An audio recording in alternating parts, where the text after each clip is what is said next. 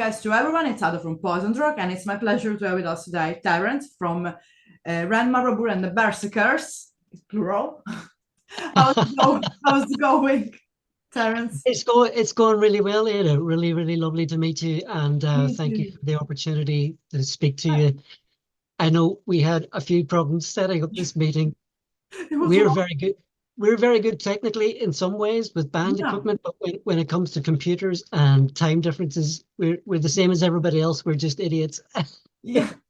I mean, it's okay. I mean, the importance that we are here now, and that's Yeah. what matters. So, of course, I mean, since you like your say, you're the drummer of REN, MARABOU, and the Berserker. I will ask you before start talking about the project and everything, a little about your own personal musical background. So, I Yeah. started and how you ended up to be a drummer. Yeah. It's a long story. I My dad comes from a very big family. He has 18 brothers and sisters, but only two or three of them play musical instruments. Okay. And when I was a kid, I used to pick up my mum's knitting needles or toilet brushes or forks and knives and spoons. And I used to batter everything, tabletops, Yeah. pots and pans. If I was outside, I'd You be got the playing on the rhythm. pavement. At school, I was drumming all the time on the desk. And I drove my parents mad. And when I was 10, my dad gave in and bought me a drum kit. And I still have this drum kit, but I don't know what it was that attracted me to drumming. I remember watching drummers when I was a kid on TV, Yeah. thinking, that was so cool. I play guitar too, Me and I too. write I write music with Ren for the Yeah. band, but I'm not quite sure what it was that brought me to drums. But it might be an Irish Celtic heritage thing. I find something very tribalistic about Yeah. drums Yeah. and You're right. drums. Yeah, there's something very tribal and there's something with drums that brings people together. Yeah. Um, And the bonfire and uh, the gathering. yeah, Yeah. and it's like a mythological Neolithic kind of thing. It's like a heartbeat. Yeah. And I think maybe that's what I get out of drumming now. When Ren writes a song and he asks me to put drums to it, I think, what's the heartbeat of this song? Yeah. How much does it need? I'm a very very simple drummer. I like to keep things simple with my own little Yeah. bits of flair. But I think sometimes it's the simpler is better. But if I can get the heartbeat of the song going, Yeah. um, it depends on what Ren's written. But early influences, look, when I was a kid, I was listening to the music that my mum and dad listening to. So in Ireland, that was, Simon and Garfunkel, Johnny Cash, Elvis Presley, all that sort of stuff.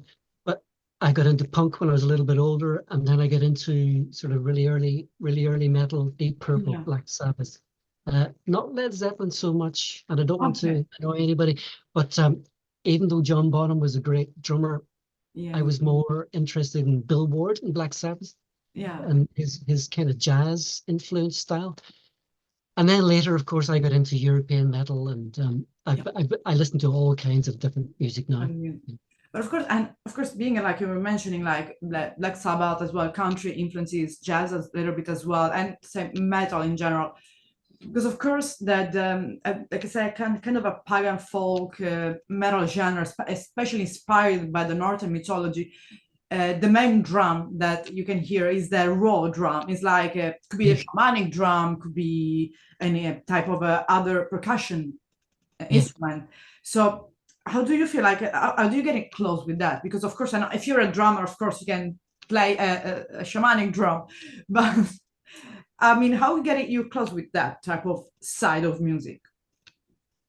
What I found has brought me closer to the Norse mythology. I met Ren about Okay. 5 years ago, just before COVID happened, the week before COVID happened. Oh, Uh, what at a a ch- yeah, it was a charity gig. Uh, yeah, it was a charity gig here in Donegal, and he was in the audience, and he came up to talk to me afterwards.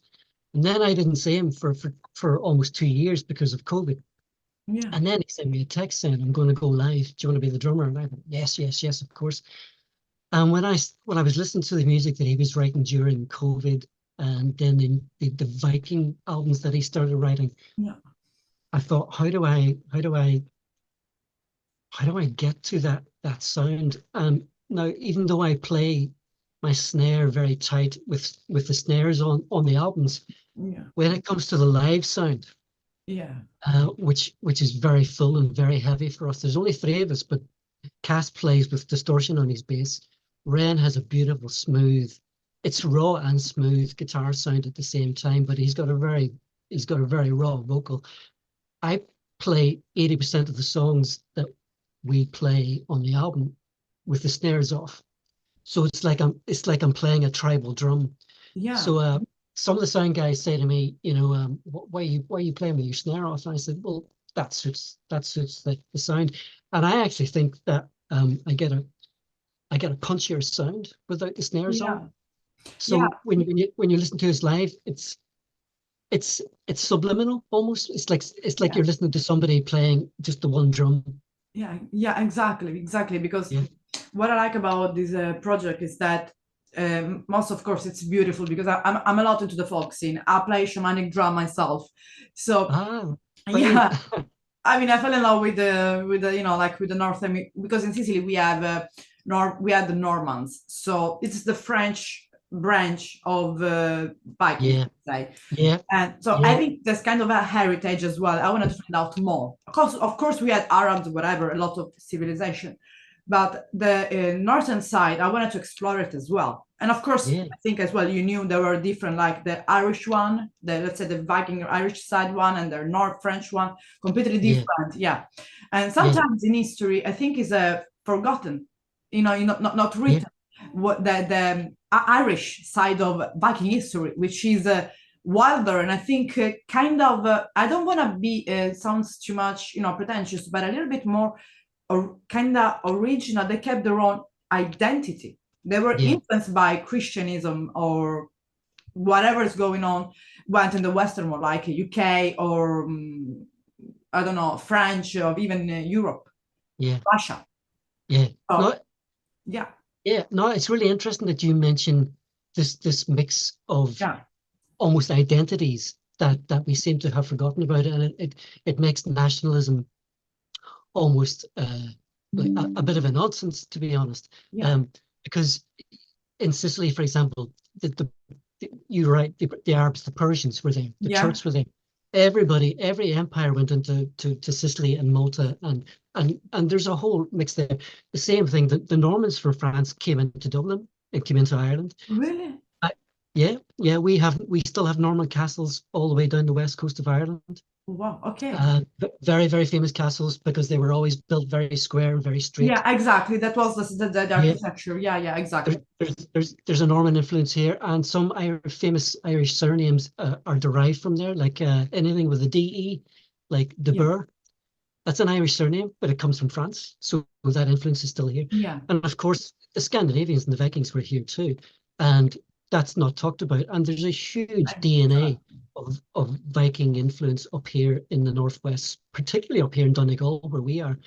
And when I met Ren, I said to him, this was about 3 years ago, there's a little town near here, and the icon for this little town is a figure of a gallow glass warrior. Okay. And the gallow glass warrior were Scottish Viking mixed mercenaries who came over to Ireland and fought over here. Yeah. And that gallow glass warrior still exists as an icon at a local town. And that little town is only 10 miles from here. So That's yeah, you're right. yeah. That identity doesn't get written about. No, not even. But as well the same invasion that are in the Orchids Island. Because the Vikings like that went on even in Scotland. They don't speak about that because that's what Yeah, I think create the beauty of let's say keep these kind of I don't want to say wild, but almost untouched.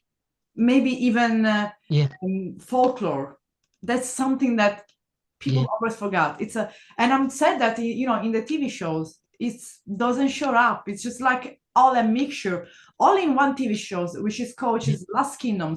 In the movie Seven Kings Must Die, you can see all the Vikings from the Oh yeah, Orkneys, the Ireland, the Isle of Man, yeah, all kind yeah, just gathering, and you can see, and then you wonder they were all in the in the let's say in the UK and Ireland, where they were hidden, because in the history book you don't Yeah. read about that. So No, you don't get it.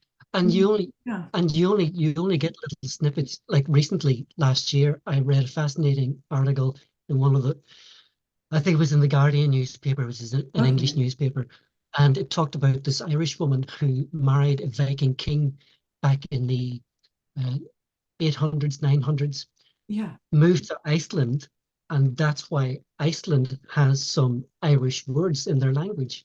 And it that's was to do, really interesting she, yeah, anthropology study. she married this Viking king, moved to Iceland, and she became a queen in Iceland. And that's why they have some Irish words in You Iceland now. see, And that, this woman had great power, and she's not known, no, and her name escapes me, which is ironic. But yeah, here's the story of this woman with who's had a huge influence, and she's not known or not written about. that's really And that's sad. Yeah. and that's kind of the kind of stories that we're trying to tell. That's why I was really drawn by this project, because it was like, Yeah, wait, this isn't not because of course I talked and known a lot of musicians that talk about all the time Scandinavian, even not only Scandinavian bands, but as well all over the place. They're talking all about what the Viking did, which is we all know, and it's always beautiful and to remember, of course. But it's always a misconception, and I always find more interesting what is more like in the native, like because a kind of a way the type of let's say the Viking that were the northern people, let's call it like that, the move in the yeah, Ireland or the move even the roots, they were literally the native one because they never got influenced by, because let's be honest, all the Vikings we knew now are influenced by the Christian yeah. church. So That's right. that's Yeah, true. Yeah. The yeah, famous absolutely. Rollo, he got just even in Sicily, they conquered Sicily with a pact with the church. Here you Yeah, are, it's called yeah, Apostolica Legazia. Here you are, Sicily, and they just came. And yeah, they changed their name in Italian name instead keeping the French name or the yeah, I mean that's not sad because we had such a beautiful influences, but it's important that I think always come back to the roots. yeah. It's easy to accept the Mhm. the sort of diluted identity that we Exactly. have or that we accept.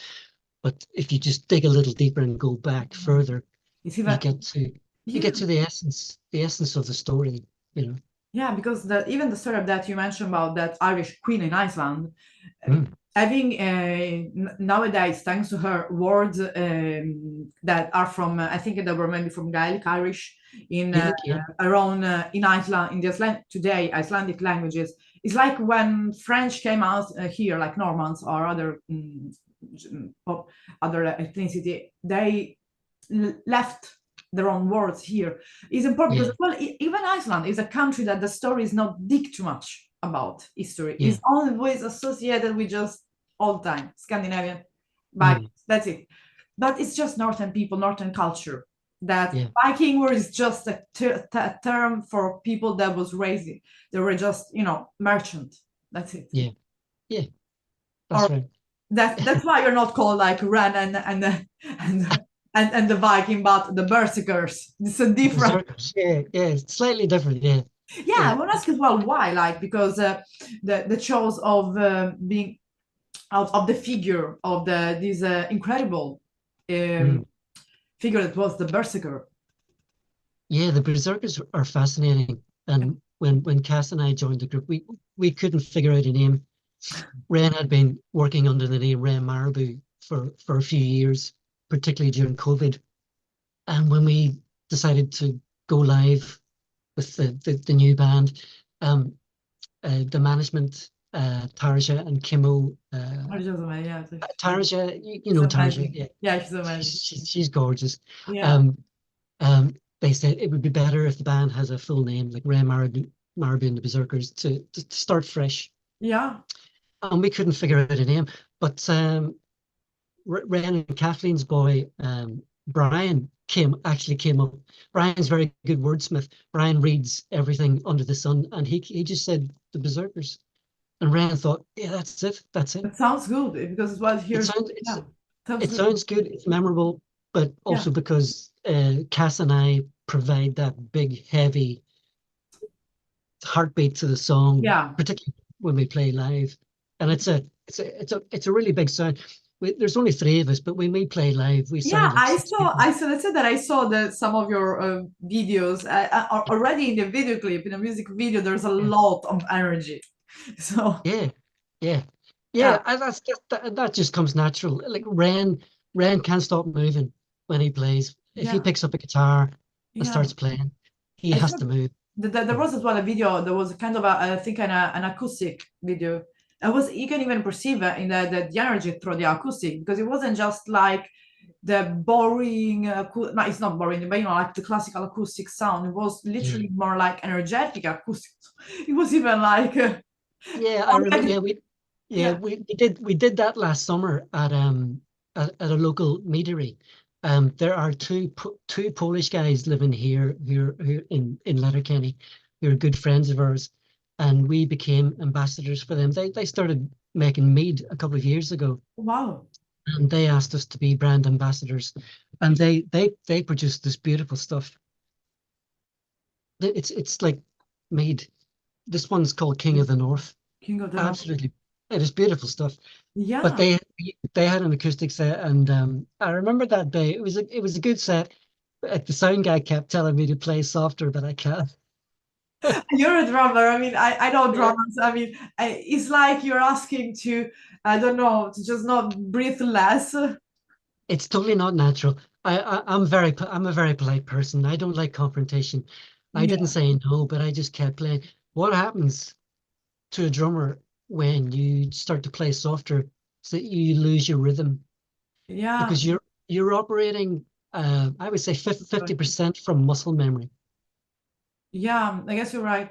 And Yeah, yeah, and there is a woman in the folk scene that has been this band has been like showing themselves like recently. They're called Avar, and there is this man. They're from France. There is this Mark, the man dressed like a knight, and yeah, her Azrun dressed like a Viking woman with a mask wolf. And they don't reveal their faces, but when she drum, I think she's the strongest woman I ever saw drumming. She can broke the stick and oh, keep on brilliant. drumming with her fist. Yeah, you must send me that. That sounds Yeah, fantastic. they are Yeah, amazing. Unfortunately, in some, I don't like to know. I'm a polite person, not too bad at that. There have been some people talking on the comments, social media say they are too much look like fake Vikings, but it's not like that. You can be even uh, a metalhead and play a shamanic drum and feel it because it's what in your core. That's all can yeah, core. Yeah. yeah, yeah. If they have any sense, and I hope they have, they'll ignore those kinds of comments. Yeah. I mean, she's a really is a, that Yeah, shows a different. She's like a berserker. She shows a different side of let's say Viking side women in the shield matter because she more like for not like the usual healer, for example, but more for the fighter. And that's yeah, important for I think for young women seeing yeah, this kind of powerful woman because she's amazing. Literally, I'm in love with her. So I like yeah, well seeing these musicians like that don't keep only the like you said like the drum, the soft beating, which is always constant, which is good for shamanism, of course. But if you play yeah, music, you need to switch the rhythm sometimes. yeah, And yeah. There's the two drums. There's the healing drum, and then there's the power drum. yeah, Yeah, exactly. and you're right. It was not all women were healers and Yeah, shamanists. They fought too. yeah. They had different journeys, same as everybody Yeah, else. of Yeah, course. And of course, just coming back, of course, because all of this talking about Vikings and Northern culture is, of course, for bringing to the last album, mm, Helgafjell. So, of course, you released already other full length. So, yeah, in officially, in which first full length you were there? In because the first one came, you was there since the beginning, since Wayfinder. yeah. Ren did Wayfinder Okay, on his own, and he did Valhalla Waits okay. on his own. And in between Valhalla Waits and Sagas, which There which were I really like, that's when we came on board okay. So as a live act. okay, so with Tales of Rune, you were already on board completely. Yeah, yeah. Okay. Yeah, that's right. So Sagas, Tales of Ruin, and this one which we recorded last year, we Yeah. we had a bit more input because Ren's an absolute monster. He writes all the time. Oh, Um, yeah. and he comes up with these riffs every day, every week. That They is, come down to this is his little studio here, yeah. and we play in here every Thursday night. And I come down on a Thursday night and he go, "Oh, will you hear what I wrote today?" And he played to me. I come down a week later and he go, "Oh, I've got three more songs." That's, I mean, that's It's the just beauty mad. of having, as well as place where you can play by your own, all Yeah, together. And why not? If you have ideas, just put it out. You don't have to wait like 3, 4, 5 yeah, years, especially if you have a yeah. good management and a label that can help you. Just let's Oh go. yeah, That's the beauty of yeah. it. Yeah. Yeah, we have so much stuff, and Cass writes too, and I play guitar, and I write music too. And I sent Ren 10 riffs last year, All for guitar. and maybe 10, 15 riffs, and he had them for a long time. And I came in one Thursday night, and he put something together, and he said, "Will you hear this?" And he started playing the first part of the song, and I went, "That's my riff." And then the bridge came in, and I went, "That's my riff too." The whole song, like the 6 minute song, was a collection of riffs that I'd sent him some months before, but he blended them into this One song. beautiful piece, and then we recorded it as a song. And That's that is the beautiful. and that is the title track on the new album. Literally, I just feel. Yeah. So like that's how we work. Sometimes he writes, That's sometimes beautiful, I write. that's beautiful because it's just like Mm. there's no like I'm doing mine, you're doing yours. It's like okay, here No, you are, and especially this blending all these riffs together that you said it's not easy to do because no. it's not easy to blend like like riffs like spreader, let's say, and blend in one song because it has Yeah. to be No, kind of continuous yeah. song. No, So I appreciate what he did with that because it would have taken him hours to listen to those 10, 15 tracks yeah. and then go that, that, that, let's Yeah, just like an automatic thing, like too cold almost to feel like. exactly, yeah. And sometimes Ren will have a riff. Like I was down here one night last week and he had a riff, but he didn't know where to take it. And I grabbed the bass, he grabbed the guitar, and I said, "Okay, let's play the riff." Okay, Played the riff a couple of times and I said, "Okay, this is where it goes." And we came up with the chorus, and then that sparked the bridge. that's We had a amazing. new we A had a new new song song for in an another hour. Yeah, album. yeah, for the next album. Yeah. So he put those little bits together today and sent it by messenger, and I was just listening to it and I was going, "That's pretty bloody good." And That's sometimes I'll have a riff with nowhere to go, and he'll take it and he'll turn it into something better. So yeah, we're not precious. We're not. Some writers are precious. Not we don't care. you It's just like take this half baked loaf and make it into something beautiful. yeah, you literally can turn sand into crystals or like so like literally can Yeah, that's a better analogy than my loaf. no, it's like that something like that like or stone into crystals like something like that. Yeah, yeah. That's a bit, but of course, like as well, since I mean, of course, you saw, since the beginning, like Ran and the music. So from Wayfinder to let's say to the types of room. So Mm. sound wise, especially being a drummer, you have the rhythm and the sound wise as well better than me. Which what you consider was the main difference as evolution? If something has changed in the sound, or yeah, Yeah. So Wayfinder was his first sort of venture into the okay, Viking metal, and Valhalla Waits. I think Valhalla Waits was he was also trying to find his way, and okay, you can hear Wayfinder has a bit of new metal, post-hardcore in there. okay, Wayfinder's slightly more classic metal.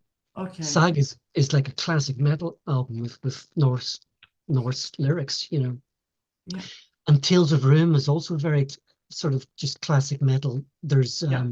There's a few sort of other influences in there too, a little bit of prog, but there's a huge jump on this next album. Yeah. That's what I want to ask as well. Like, And that was a it wasn't a natural evolution. We had written in 2022. Okay. After we finished Sagas, we had a lot of material left over, or REN had a lot of material left Mhm. over, and we were in Scandinavia supporting Vader and Hate and Okay. Die Disease, and we had to come home early because Ren's dad was dying, Yeah, I read about and it, of course. and his dad died, I think, 5 days after we got back, and a lot of those riffs that we had written for the next album, this album, totally changed. Um, Ren, he still is. He's still going through the No, process of course, of but losing his that's the father. father. That's the But father. those riffs totally changed, and you can probably hear it yourself. The riffs became darker, Okay. heavier, meaner, and that was a natural process of Of healing, grieving. yeah. Of And healing. of course, us trying to give him space too. Yeah. So I think that's the main reason why Helgafell Helgafell sounds the way it does, is because Ren lost his That dad. was a grief, yeah. And that's why this album means so much to Ren and all of us, actually. And I'm getting a little bit emotional talking about it Yeah, now. I can feel it, but it's kind of Mm. a way to remember his father, to Yeah, honor this absolutely. man. Yeah, because it's always Yeah, doesn't matter nothing how many here is the father, and I can get yeah, it. We unfortunately this is things that always have to happen. We always wanted to our beloved lost forever. My grandmother, which was like a mom. I'm in her yeah, house, passed away yeah, not even a year ago, so yeah, I'm still grieving. So I don't want to yeah, leave here, but I know that I will have to a certain point. So I can understand that the loss and the way of mourning, and yeah, it takes its own time, and we do it in our own way. yeah. And That's right. with Yeah, that, with the music is beautiful because it yeah, can help as well other people. And for example, even myself can help other people as well. yeah. That's right. Like people are reaching out to Ren now. Now that people have heard the story about the album and heard the story about the title track, which is dedicated to his father, Father. Becca. People have been writing to Ren and saying this song's helping of people who have lost a parent recently, and they're listening to the lyrics, they're watching the video. We specifically asked Wormhole Death to make the video a certain way, Okay. as a video of remembrance, not just for Micah, but for all those people who have lost loved ones, you know. Yeah. And people are reaching out to Ren saying this song's really having an Yeah. impact, and it's really helping them, and almost that's more important than the album itself, that Yeah. it helps people, Yeah. Yeah. That's important because it's as well part of was as well part in death was a huge important part as well in the northern culture, the way they had of honoring the people they were losing, the lost. They were not, it wasn't just like now, it was like almost this epic and huge uh, goodbye. It was kind of a goodbye more than a yeah, bye forever. Let's see you in yeah, a Valhalla, let's see you there, remembering them that's right, in a feast, yeah, of course being sad, but remember them and imagine them being in this beautiful place having a feast. And maybe it's like that. Who know? That's how I like remember my grandma, for example. Maybe she's yeah, with my grandfather, with my friend, and everyone that I yeah, lost in that place. Maybe that I know they loved all together. And yeah, that's a beautiful thing. And I think it's really important that yeah, he could have just Ren could have closed himself and said no, but just open himself and put into the music, which is a beautiful thing to do, and mm, show that the as well the empathy that the project has, which is yeah, important. The yeah, soul, the soul. yeah. People ask what's the album about, and it's about life, death, honoring your loved ones, and it's about remembrance. And when we were recording the album last year, we found it a very reflective Yeah, experience, even though the songs are really heavy and hard. At the heart of the album, there's this honor, yeah, which remembrance. is really There's this important. really soft Yeah, um, sort of legacy of remembering about it, and that's what the album is. Yeah, it's a gnarly album, but there's a soft underbelly. yeah, Yeah, of course. I mean, there is always under the hardest part, harshest part, there is always the softest one. But of course, yeah, speaking a bit about as well, like some live. Did you guys have some live shows that you're planning to do as well for promoting the album, like going on? yeah. Well, we've been doing an Irish tour here, Mhm. supporting the album. We started the tour a Okay. few months ago, just in the local town here. Okay. and we've played a few gigs. We were in Rome 3 weeks ago, Really? and we played the Metalland Skyfest, Okay. which was amazing. The Italian bands were so friendly. The Italian people were just amazing. We couldn't get over how friendly everybody was. So like a big thanks to Skyfest, Metalland, and But, Sounds Rock Agency. Absolutely. And we're in Cork next month. We've got okay. some more, yeah, and we've got some more gigs to Okay. go before the end of the tour. So yeah, so we're playing a few of these songs live. Okay. So So, yeah, it's gonna be mainly like an Irish tour, or there is gonna be as well other gigs like that you think to there's do going to be, around yeah, Europe? we're mainly in Ireland for the rest Oh, of this year. okay. We're in York in England in February to play the Siege of Jorvik Viking Festival. And I can't say anything yet. We're down in London in July, but I can't say where it is. It's Okay. quite a nice one. But we're hoping to do Yeah. English and Yeah. Scottish gigs next year, as well as trying to do a few more festivals. Yeah, that's all. It So would be like the perfect fit but for Midgard's Blood. yeah, Midgard's but Blood. obviously Yeah. we would like to get over to Europe too, if we can get up Yeah. to some of the European festivals, Yeah. and hopefully our friends at Sounds Rock Agency Yeah. can get us piggybacked on a few of their things too. That would be amazing. So yeah, Ireland for this year, England, Scotland, and Europe next year. Yeah, of course. And I mean, and then there's then in Scandinavia the beautiful festival called Midgårdsblot, which is perfect for you. I think you're gonna be the perfect fit Yeah, for the. yeah, I know. There's a lot of festivals that feel Yeah, perfect for us, but that's the it beauty of it. You can fit almost in any festival because yeah, that's how I mean you can embrace all the genre and all the people. It's not mm, only like folk, it's not only metal. There's all everything combined. So that's the beauty yeah, of it. And I know. yeah. Yeah, I go want ahead. to ask about the album. Like, when is I mean, where is people can find it available? You is a band. I think it's on Bandcamp as well. It's on, God, Ren would know more about this than I do.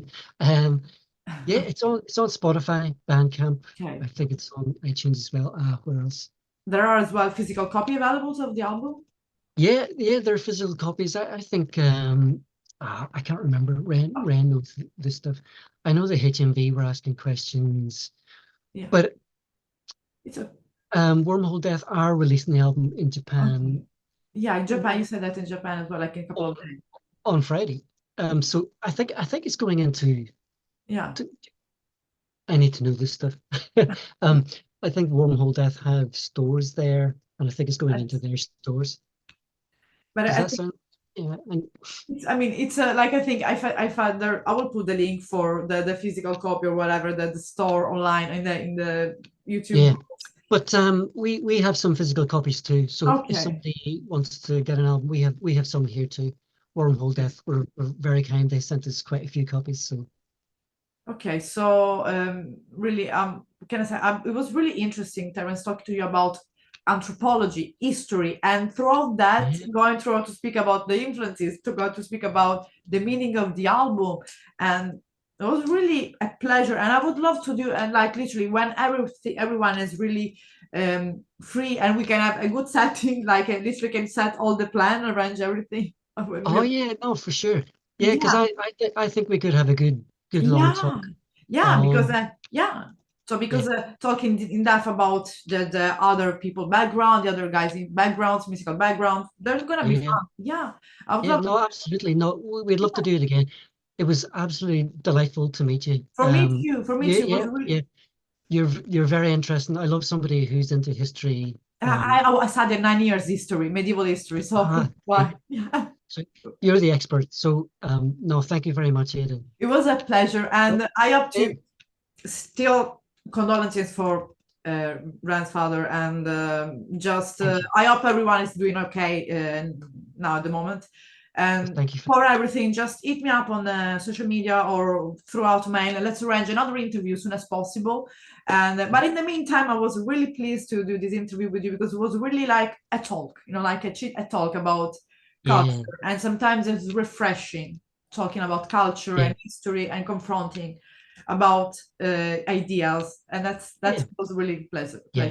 When people talk to us, it's not like an interview. It's a Yeah, chat. it's Yeah. a chat, exactly. So I wish you really a pleasant evening and talk soon then, Terence. Thank you. Thank you very much. Bye.